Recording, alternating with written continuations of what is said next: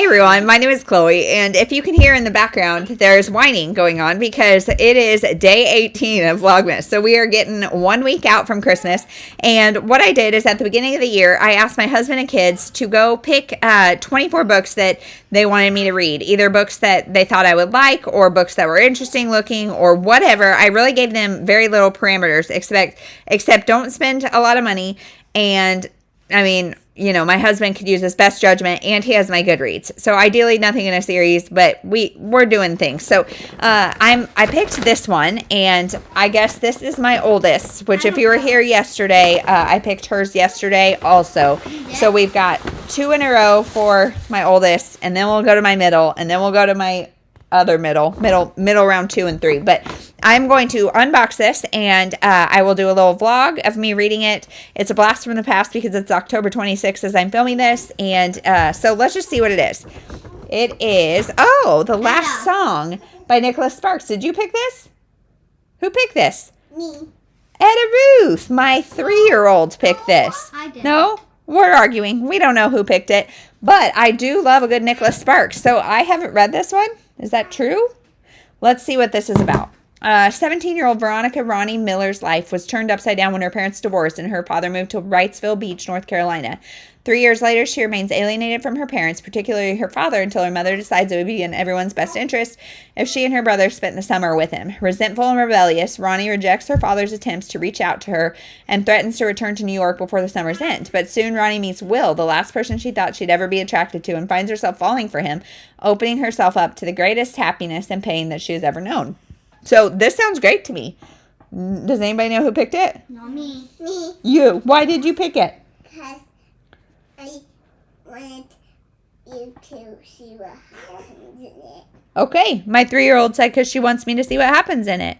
Did you like the cover, or did you know I like this author? All of the above? Yeah. Okay. Great. I Well, know what that means. I'm excited to read this. Thanks, girly. A life update. It's October 26th. Like I said, it is Sunday, and we have had the weekend of busy. Friday, the baby turned 1. Saturday, my husband turned another number. If you heard, okay, my girls are trying to out him. And then today was family pictures, and we've got fall parties and all that kind of stuff tomorrow. So we're just trying to get ready for the week. It has also been raining. One of my daughters had her last soccer game yesterday, and she scored her first goal of the season, which was awesome. But it was 50 degrees and raining, and so it has been a cold, rainy weekend. She said it was not raining. I beg to differ. It was raining. Anyway, it's been a weekend. It has been a weekend, but it's been a great one. For my daughter's first birthday, we didn't do a whole lot, thankfully, because she's 1. I've learned as like a 4-time mom that when they're 1 is really the only time you can get away with not doing a lot. So we did some gifts. We hung out at home. We did some shopping for my husband's birthday the next day and did some school, all that kind of stuff. And then his birthday, he spent the morning coaching soccer, and then we had football, K-State versus KU football, and everybody's talking to me right now. I don't know what's going on. It's just been a weekend. It's been a weekend. So I will let you guys know when today is, like I said, it's Sunday at 2. We're going to put some kids down for a nap, and then I'm going to keep getting ready for the week, keep filming and doing all the things, and I'll let you know when I start this book. Hey everyone, so it is Halloween and we've got Hocus Pocus in the house. We are just starting our day, really. It's 8:30 and my 2 big kids are eating and my 2 little kids are still sleeping. I don't know what's going on, but I will take it. Today is, I don't know what it's going to be like. I've been like obsessively checking the weather because we have had like a whole week of rain and it's just been awful. And we've had like really warm Halloweens and really cold Halloweens. And so this year, I think it's going to be like 58 and cloudy. So the sun's starting to peek out though. So I don't know. We'll see. Our plan is just to trick or treat around our neighborhood. But today it's Friday. So we're going to do school. And then our library lets you trick or treat at the library. And so if they get everything done and do good listening, we're going to go to the library and then trick or treat tonight around the neighborhood.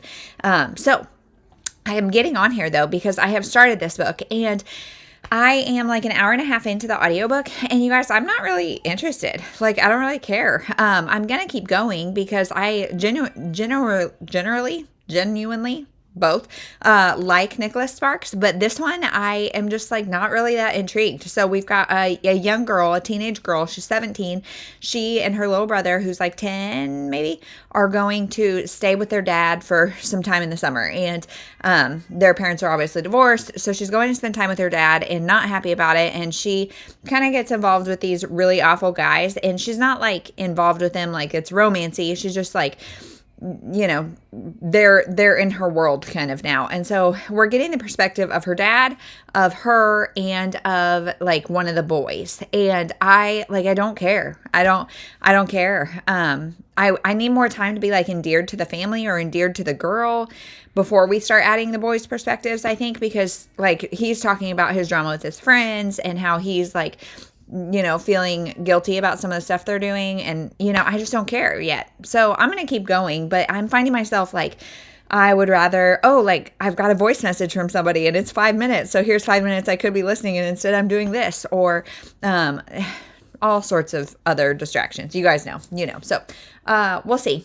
I will try to get little updates tonight. We've got Anna, Elsa, a soccer player, and Minnie Mouse in the house tonight. So I'll try to get some footage maybe. Our neighborhood looks pretty festive, but so we'll see how things go. But yeah, I'll try to grab some footage. If not, I will update when I have more thoughts on this book.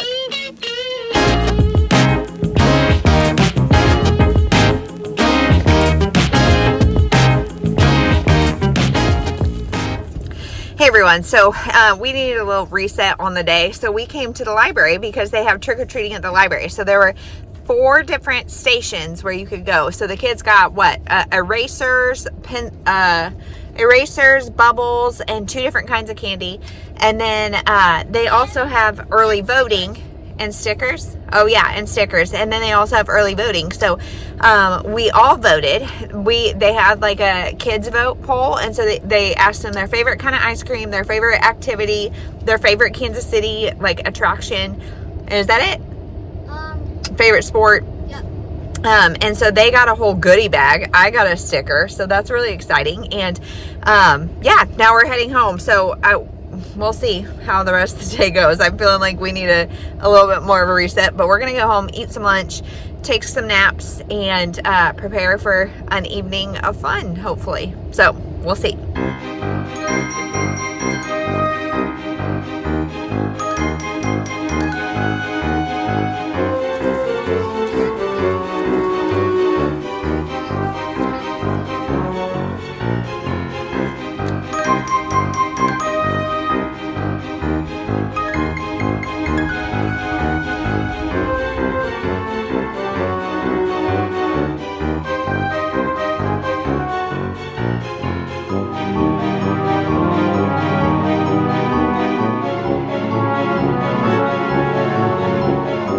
Hey everyone, so all my kids are right here at my feet, so if it's noisy, forgive me, but last night was Halloween, and it was fun. It actually worked out great.